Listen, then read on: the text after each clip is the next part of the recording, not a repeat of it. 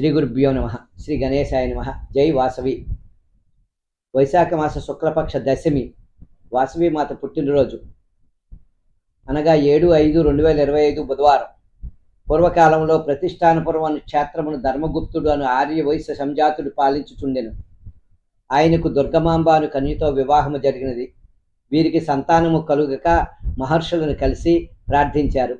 నాయన, మీ దంపతులు పుత్రకామేష్టి యాగం చేయమని చెప్పగా వారు 44 రోజులు కఠోర దీక్షతో చేశారు.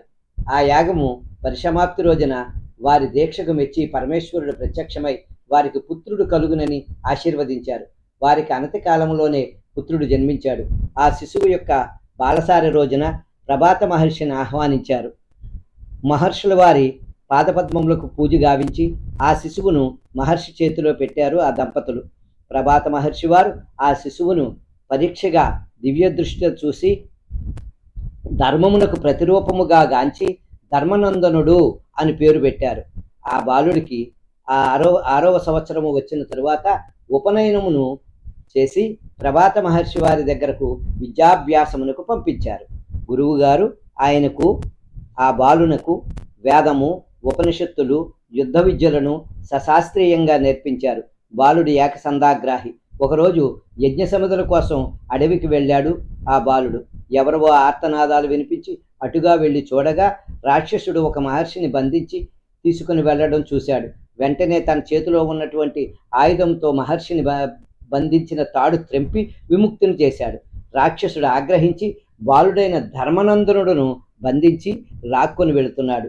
శరీరము రక్తసిక్తమైనది. రాక్షసునికి ఎక్కడి నుంచో గుర్రాలు వస్తున్నట్టు శబ్దం వినిపించి అక్కడే ఉన్నటువంటి గుహలో ఆ బాలుడిని ఉంచి తాను ఒక చెట్టు పైకెక్కి వస్తున్నదెవరో చూశాడు. ఒక మహారాజు వేటకే అటుగా వస్తున్నాడు. రాజు సైనికులు కొంతసేపు విశ్రాంతి తీసుకున్నారు ఆ చెట్టు కింద. వెంటనే రాక్షసుడు రాజుపైకి దూకాడు. భీకర యుద్ధం జరిగింది. రాజు చేతిలో రాక్షసుడు చనిపోయాడు. ధర్మనందనుడిని ఉంచిన గుహలో వాసుకి లాంటి మహాసర్పాలు ఉండే గుహ అది.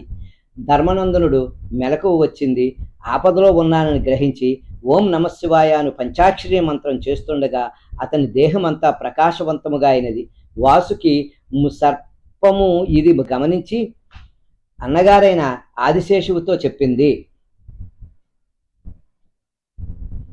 పూర్తి కథ మా ఛానల్లో ఉంది. లింకు నొక్కి చూడండి.